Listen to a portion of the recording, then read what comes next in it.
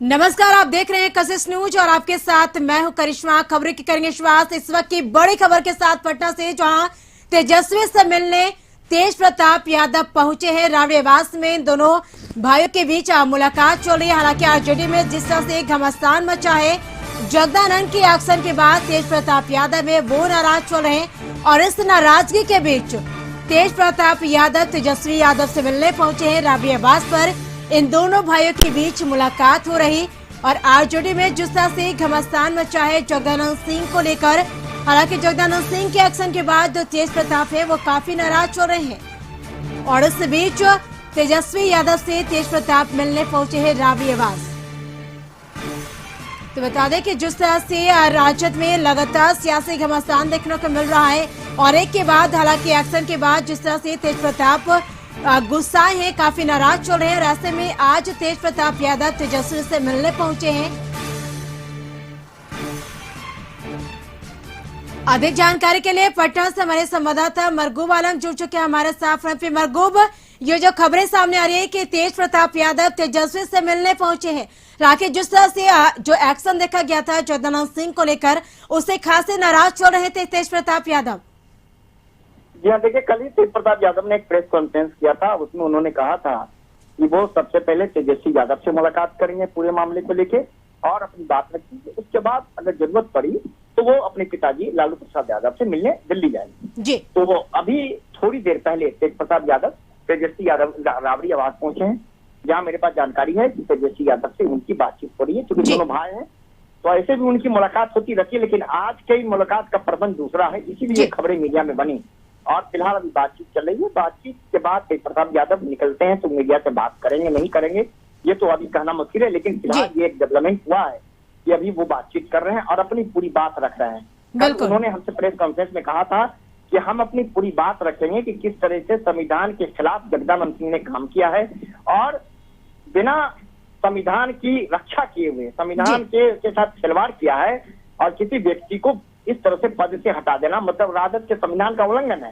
इसका उन्होंने एक उदाहरण दिया था कि राजद के संविधान 35A में इस बात का उल्लंघन है, किसी व्यक्ति को निकाले जाने से पहले उसको नोटिस जारी होता है, लेकिन जगदानंद सिंह ने ऐसा नहीं किया। तो फिलहाल अभी बात चल रही है, तो निकलेंगे तेज प्रताप यादव तब वो मीडिया से बात करेंगे तो निश्चित तौर पर हम अपने दर्शकों को सबसे पहले बताने की कोशिश करेंगे उन्होंने क्या कहा और फिलहाल अभी उनकी बातचीत तेजस्वी यादव से चल रही है। चलिए, आप बिल्कुल नजर बनाए रखिए, हम आपसे पल पल की अपडेट लेते रहेंगे। फिलहाल मरगूब आप बने रहे हमारे साथ, अगले खबर पे भी हम आपसे जानकारी लेंगे। तो इस वक्त की बड़ी खबर पटना से, जहां कोलकाता से चल रहे बड़े साइबर फ्रॉड गिरोह का खुलासा हुआ है। कंकड़बाग की पुलिस ने एक सदस्य को गिरफ्तार किया है। शख्स के पास काफी संख्या में ATM बरामद किए गए। गिरोह के सरगना की तलाश पुलिस कर रही। हालांकि कोलकाता में जिस तरह से एक बड़े साइबर फ्रॉड के मामले चल रहे थे, तो कंकड़बाग के पुलिस ने यह खुलासा किया है और कंकड़बाग पुलिस ने सागर फ्रॉड के एक मेंबर को भी गिरफ्तार किया है, जिसने बताया है कि कपिल नाम का व्यक्ति जो कोलकाता में रहता है, वह लोगों को लोन दिलाने के नाम पर उसका आधार कार्ड कुछ कागजात ले लेता था और उससे यानी उसके माध्यम से फ्रॉड करके बैंक में अकाउंट खुलवाने के बाद उसी नाम से ATM कार्ड निकलवा लेता था और कोलकाता सहित देश के कई हिस्सों में उसके सदस्य साइबर फ्रॉड करके पैसा निकालता था और उस पैसे को इन्हीं अकाउंट में भेज देता था। फिर पटना से गिरफ्तार रोशन के पास से कोलकाता से कई ATM भेजता था और उसी ATM के माध्यम से फ्रॉड किए हुए पैसे को पटना के ATM से निकाला जाता था, जिसमें रोशन का 1000 का कमीशन लेता। यानी अब फिलहाल रोशन के पास से कई ATM भी बरामद किए गए। पुलिस कपिल यानी पूरे बता रही है कि पूरा मामला कई राज्यों से जुड़ा हुआ है।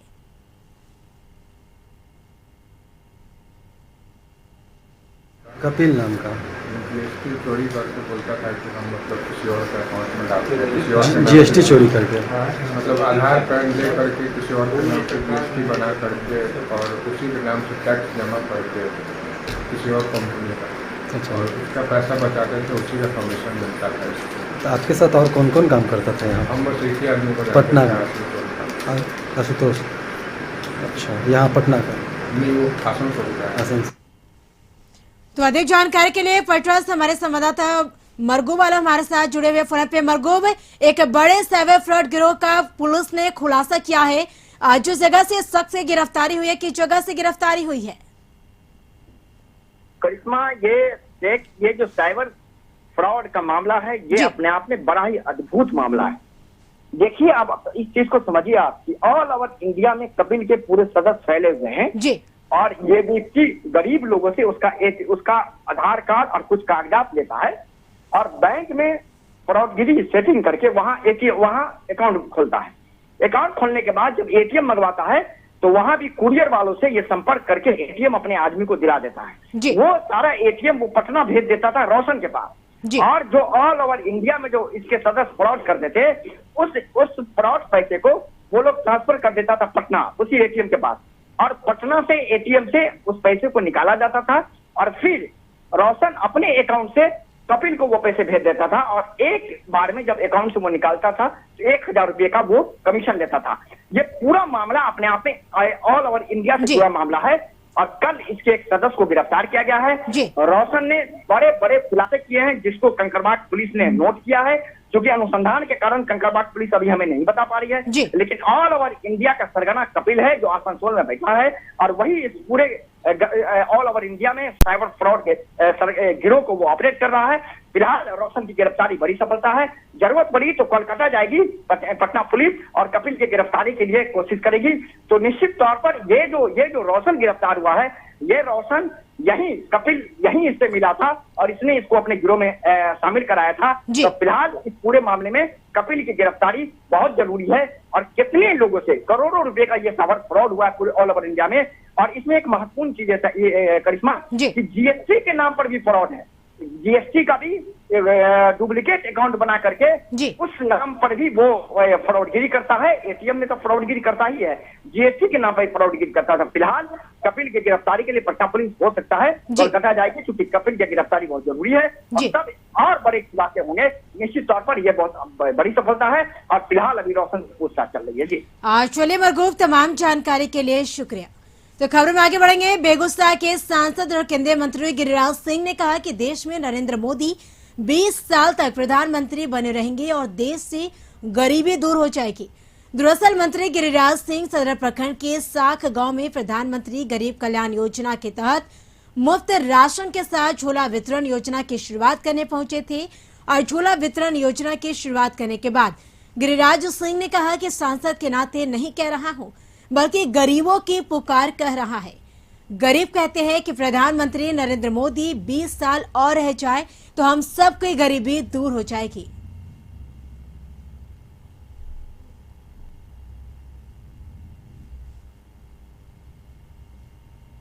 आवाज भी उन गरीबों की आवाज के साथ है। गरीब कह रहे हैं कि अगर देश का प्रधानमंत्री नरेंद्र मोदी नहीं होता तो मेरे खाते में पैसा नहीं जाता। नरेंद्र मोदी प्रधानमंत्री नहीं होता तो हमारे घर में घर जो बनता उसमें न बिजली, चूल्हा, पैखाना, ये शौचालय, सब चीज की व्यवस्था की है, पानी की व्यवस्था की। जेडीयू कार्यालय में मिलन समारोह का आयोजन किया गया, जिसमें कई सामाजिक कार्यकर्ताओं ने जेडीयू की सदस्यता ली और पार्टी के प्रदेश अध्यक्ष उमेश कुशवाहा ने सदस्यता दिलाई। उमेश कुशवाहा से जब पूछा गया कि क्या आप जगदानंद सिंह और तेज प्रताप को जेडीयू में शामिल होने का अवसर देंगे, इस पर उमेश कुशवाहा ने आप बीच का रास्ता निकालते हुए कहा कि नीतीश कुमार के नीति में जिनकी भी आस्था है, अगर वह आते हैं तो उनका स्वागत है। तो इन्होंने आरजेडी पर इशारों में बड़ा हमला किया।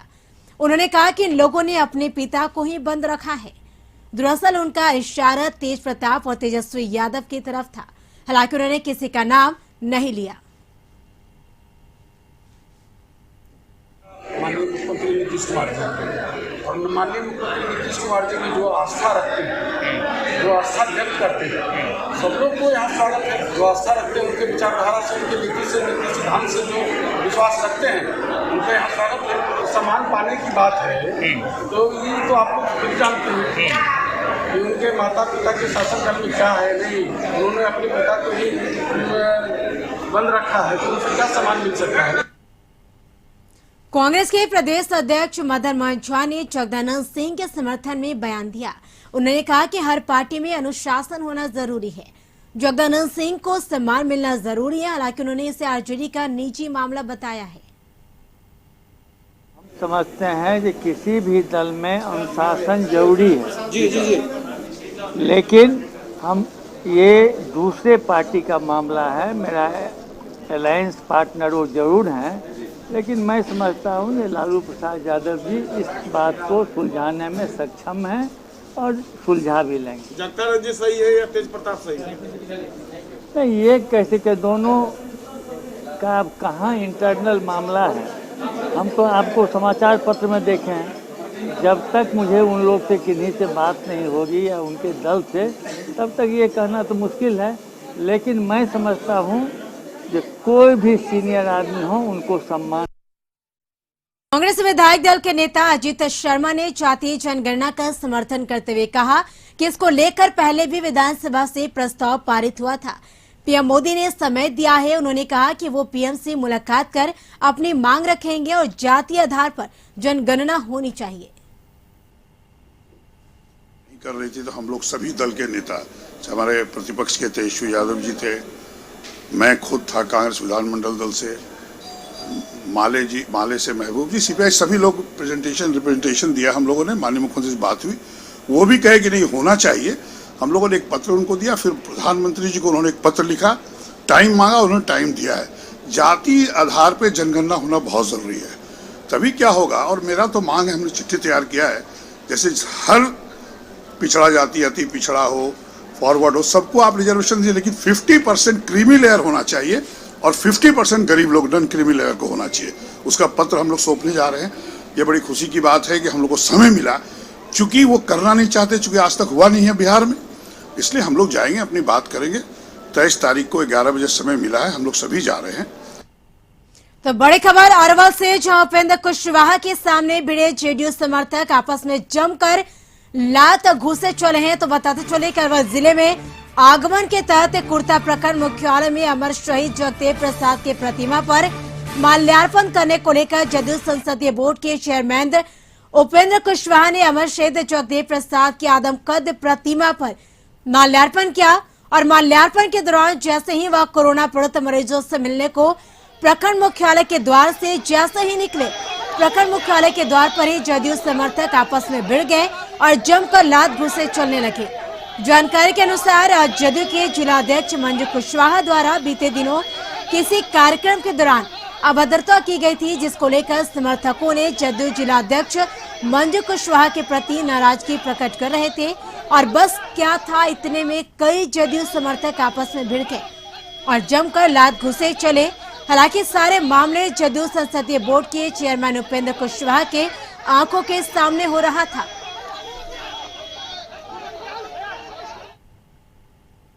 तो फिलहाल यहाँ वक्त हो चला एक छोटे से ब्रेक का। ब्रेक के बाद जल्द होंगे हाजिर। खबरों में आगे बढ़ेंगे। पूर्व प्रधानमंत्री राजीव गांधी की आज 77वीं जयंती है और इस अवसर पर कांग्रेस प्रदेश कार्यालय में पुस्तक विमोचन कार्यक्रम का आयोजन हुआ, जिसमें कांग्रेस के कई बड़े नेता शामिल हुए। मुख्य अतिथि के रूप में कांग्रेस बिहार प्रभारी भक्त चरण दास शामिल हुए। भक्त चरण दास ने कहा कि मौजूदा सरकार राजीव गांधी का सम्मान देने की जगह उनका नाम हटाने का काम केंद्र सरकार कर रही है। राजीव गांधी के नाम से दिया जाने वाला खेल पुरस्कार का नाम बदला गया। सरकार देश में सिर्फ तानाशाही जैसा काम कर रही है। रचना, संघर्ष, निर्माण, त्याग, बलिदान के प्रतीक हैं राजीव जी। बातों में नहीं, कामों में। जिनका शरीर ही मिट्टी में मिल गया है, भारत देश के मिट्टी में उनका खून मिला हुआ है। आश्चर्य की बात है, आज की सरकार उनको सम्मान आदर करना तो दूर की बात है, जिसका खून मिट्टी में मिला है उसका नाम का स्पोर्ट्स अवार्ड को भी चेंज करना चाहते हैं। राजीव गांधी खेल रत्न अवार्ड को भी चेंज करना चाह रहे हो। जो कांग्रेस ने बनाया था, जितना संरचना, स्ट्रक्चरल डेवलपमेंट जो हुआ था, चाहे उद्योग में हो, चाहे इंस्टीट्यूशनल बनाने में हो, वो सबको आप खत्म करके केवल ताना। राजीव गांधी की 77वीं जयंती के अवसर पर कांग्रेस प्रदेश कार्यालय में रक्तदान शिविर का आयोजन किया गया और यह कार्यक्रम कांग्रेस के छात्र विंग NSUI की ओर से रखा गया था, जिसमें कांग्रेस के वरिष्ठ नेता और पूर्व राज्यपाल निखिल कुमार शामिल हुए।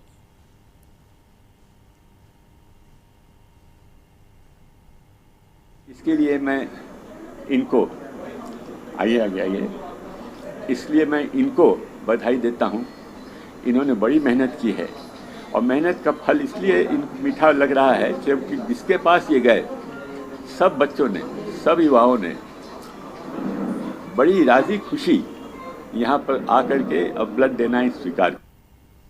नेपाल में हो रही रुक रुक कर बारिश ने मधुबनी जिले में तबाही मचा दी है और इस बारिश के चलते जिले की कई नदियों में बाढ़ आ गई है, जिसके चलते लोगों को भारी परेशानियों का सामना करना पड़ रहा। वहीं प्रशासन लोगों की दिक्कत से अनजान बना हुआ है और लोगों को कोई मदद नहीं पहुंचा पा रहा और बाढ़ के चलते जिले की अधवारा समूह की थुम्हानी, खिरोई, कोकरा और बछराजा नदियों का पानी खतरे के निशान से काफी ऊपर है। जिले के मधापुर प्रखंड के जटियाही सहित एक दर्जन गांव में बाढ़ का पानी घुस चुका है और बाढ़ प्रभावित लोगों का आरोप है कि प्रशासन ने अभी तक उन्हें ना तो नाव की व्यवस्था दी है और ना ही दूसरी कोई मदद। बोले कि सीओ साहब से हम लोगों को जाने आने में कठिनाई है, बच्चा यहाँ का पढ़ता है जो बाहर जाकर के पढ़ता है उसको भी जाने आने में दिक्कत हो रहा है। तो सीओ साहब बोल रहे हैं कि से आप लोग जाइए, से हम आते हैं देखने। वहाँ पर ये भी हम लोग बोले कि शाहपुर पंचायत में अभी तक एक भी नाव नहीं इशू हुआ है। तो इसके बाद में उसको हम जब बोले तो वो बोले कि ठीक है आप लोग जाइए, से कल आप लोगों को नाव मिल जाएगा।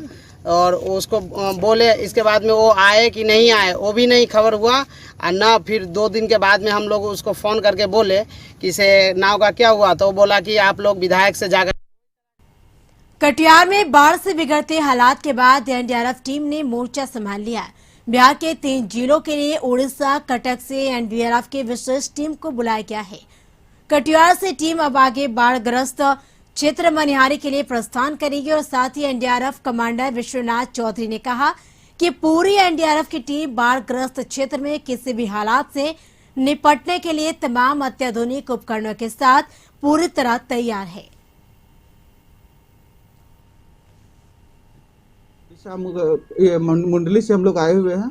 हमारी टीम जो है एयरलिफ्ट होकर उड़ीसा से पटना आई थी, जो क्या मोकामा, लखीसराय और कटिहार सदर में डिप्लॉयड हुआ था। जिला प्रशासन के अनुसार हम लोग जो है काम यहाँ पर स्टार्ट किए हैं। हमें कटिहार सदर में हमारा इस लोकेशन पे अभी हम लोगों को टेम्परेरी यहाँ पर रखा गया था, लेकिन अभी जिला प्रशासन ने फिर हमें फर्दर डिप्लॉय मनिहारी के लिए किया है। वहाँ पर बाढ़ की विभीषिका को देखते हुए जिला प्रशासन ने ये निर्णय लिया है। वहाँ पे हम लोग पहुँचेंगे तो वहाँ का हम लोग रेकी करेंगे, सिचुएशन क्या है उसका जायजा लेंगे, उसके बाद जिला प्रशासन के आदेशानुसार हम। वहीं बागा शहर को जोड़ने वाली लाइफलाइन पुल जर्जर हो जाने से लोग परेशान हैं। जिला प्रशासन और संवेदक के उदासीनता रवैये से ग्रामीणों में आक्रोश है। स्थानीय लोगों ने कहा कि पुल पर आए दिन हादसे होते रहते हैं। एक युवक की मौत भी हो गई है और कई लोग घायल भी हुए। हालांकि 24 नवंबर 2020 को नए पुल का शिलान्यास 6 करोड़ 70 लाख के लागत से किया गया, लेकिन टेंडर होने के बाद भी सिर्फ बोर्ड लगाकर भगवान भरोसे पुल को छोड़ दिया गया है।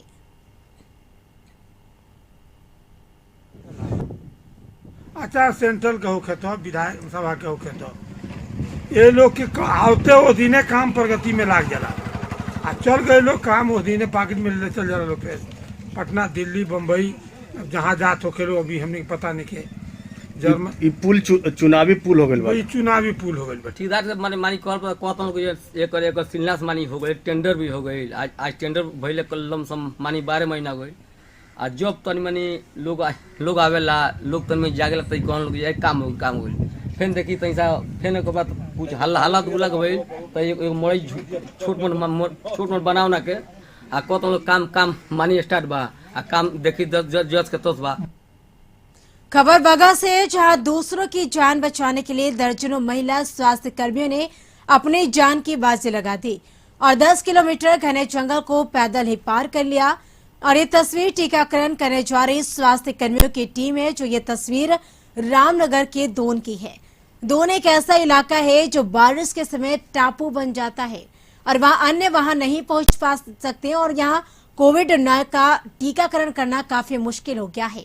तस्वीरों को गौर से देखिए। एक ट्रैक्टर ट्रॉली है, ट्रॉली पर तंबू लगा दिया गया है और अंदर महिला स्वास्थ्य कर्मियों की टीम है जो दर्जनों की संख्या में है। नदियों, पहाड़ों और घने जंगल को पार कर इस ट्रैक्टर को दोन पहुंचना है, लेकिन जंगल के रास्ते खराब हो गए हैं और ट्रैक्टर जंगल में ही फंस जाता है। घने जंगल में महिला स्वास्थ्य कर्मियों की टीम फंस जाती है और ऐसे में महिला स्वास्थ्य कर्मियों की टीम द्वारा पैदल जंगल पार करने का फैसला लिया और 10 किलोमीटर से अधिक जंगल पार कर महिलाओं की टीम दोन पहुंची और लगभग 4000 लोगों का टीकाकरण किया। और इन महिलाओं को कशिश न्यूज भी सलाम करता है।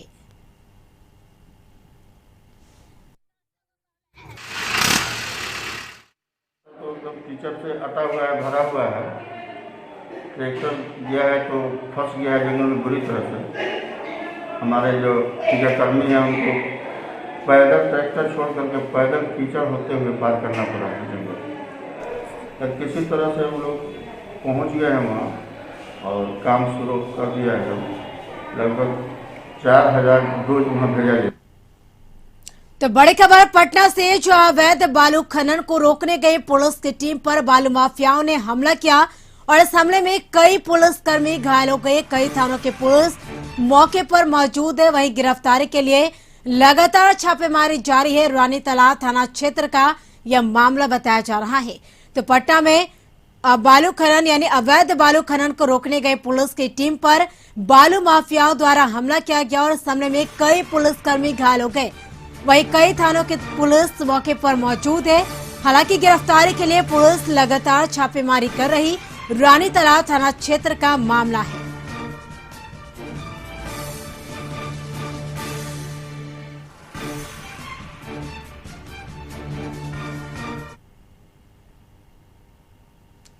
तो बता दें कि अवैध बालू खनन को रोकने गए पुलिस की टीम पर बालू माफियाओं ने हमला किया है।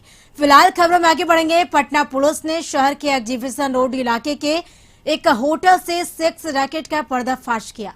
पुलिस ने इस मामले में 9 लोगों को गिरफ्तार किया है और साथ ही 9 लड़कियों को भी गिरफ्तार किया। इनमें से अधिकांश लड़कियां कोलकाता की रहने वाली है। वहीं पुलिस आगे की कार्रवाई में जुट गई है। मामला है, होटल में संचालित हो रहा था जिसमें 8 लड़की पकड़ी गई है और 9 लड़के हैं, जिसमें 5 ग्राहक हैं और 4 होटल के स्टाफ हैं। सुपौल जिले में हुए एक भीषण सड़क हादसे में 2 लोगों की मौके पर ही मौत हो गई, जबकि एक की हालत गंभीर बताई जा रही है। मामला जिले के त्रिवेणीगंज थाना इलाके के लक्ष्मीनिया का है, जहां यह भीषण हादसा इलाके से गुजरने वाली NH 327E पर हुआ है और बताया जा रहा कि एक तेज रफ्तार ट्रक ने बाइक सवार युवक को रौंद दिया। फिलहाल गंभीर रूप से घायल एक शख्स को बेहतर इलाज के लिए सुपौल रेफर किया गया है और यह हादसा उस समय हुआ जब ये तीनों युवक अपने परिजन की दवा लेने त्रिवेणीगंज जा रहे थे। वहीं रास्ते में ही तेज रफ्तार ट्रक ने पीछे से बाइक सवार को रौंद दिया और मौके से फरार हो गया। ट्रक दोनों एक ही दिशा से आ रही थी, जदिया तरफ से। ट्रक वाले जो है इसको रौंदते हुए चला गया, जिससे घटनास्थल पे ही 2 आदमी की मृत्यु हो गई। एक आदमी जख्मी थे, जिसको हॉस्पिटल हम लोग भेज दिए हैं एम्बुलेंस से इलाज के लिए। ये बताया जा रहा है जो जिसको इलाज में भेजे हैं उनके पिताजी हैं, ये सुगालाल चौपाल बताए। बांका के शिवमगंज थाना के महथूडी गांव में तालाब में डूबने से 2 बच्चों की मौत हो गई और बताया जा रहा है कि दोनों तालाब में नहाने गए थे और जब काफी देर तक तालाब से नहीं निकले तो ग्रामीणों ने उन्हें बाहर निकाला, तब तक दोनों की मौत हो गई थी। घटना के बाद परिवार में कोहराम मच गया। वहीं परिजनों का रो रो कर बुरा हाल है। एक बच्चा, जब 2 बच्चा डूबा तो एक बच्चा भाग गया डर के मारे। वही बच्चा हल्ला किया तो हम लोग दौड़ के गए देखने के लिए, तो बच्चा का लाठी मिला वहाँ, दोनों बच्चे का।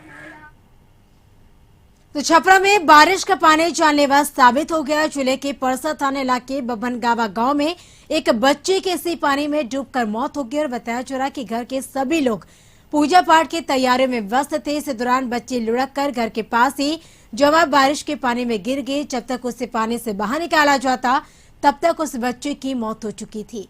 वही घटना के बाद परिजनों का रो रो कर बुरा हाल है।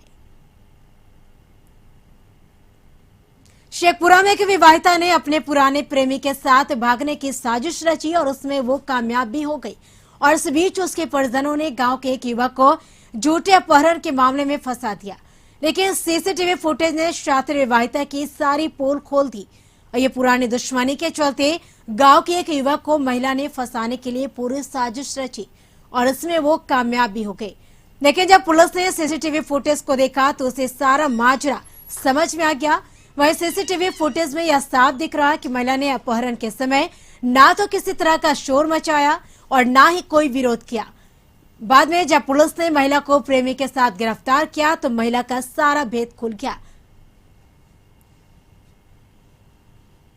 उसमें महिला की रिकवरी कर ली गई है, साथ में एक व्यक्ति को अरेस्ट भी किया गया है। महिला का बयान कराया जा रहा है, जिस तरह का वो बयान देंगे उस तरह से आगे अनुसंधान किया जाएगा। कुछ लोगों की गिरफ्तारी भी हो पाई है, उनके बयान के हिसाब से आगे की कार्रवाई होगी। इसमें अनुसंधान का पार्ट है, जैसा होगा। राज मुहर्रम है और इमाम हुसैन और उनके फॉलोअर्स की शहादत की याद में दुनिया भर में शिया मुस्लिम मुहर्रम मनाते हैं।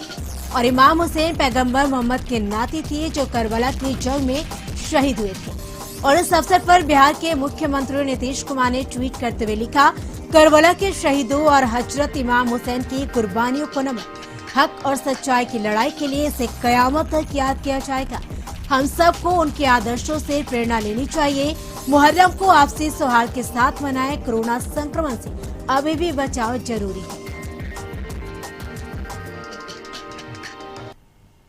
और इसके साथ बिहार की खबरों में हमारे साथ इतना ही। एक छोटे से ब्रेक के बाद देखिए झारखंड की खबरें हमारे सहयोगी अमित सिंह के साथ। नमस्कार।